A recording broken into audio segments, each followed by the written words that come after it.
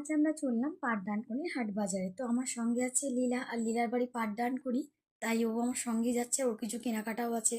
তো এখন আমরা হাটে এসে পৌঁছে গেছি, আর এসেই দেখলাম অনেকটা ফাঁকা জায়গা জুড়ে হাট বসেছে। তো হাটে লেডিস ব্যাগ, বাজারের ব্যাগ, জামা কাপড়, স্টিলের বাসন, কাঁচের বাসন, গ্রসারি মাল, ওড়না, ইয়ারিং, জুয়েলারি, ব্ল্যাঙ্কেট সমস্ত কিছু বিক্রি হচ্ছে।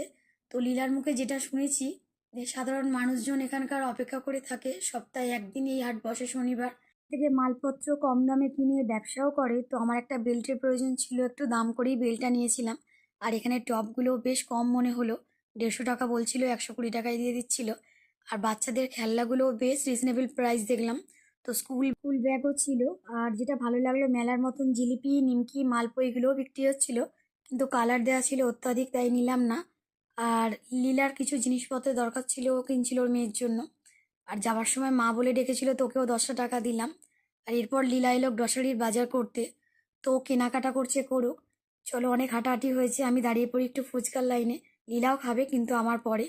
তো খেয়ে নেওয়ার পরে আমরা চলে এলাম এবার সবজি বাজারে।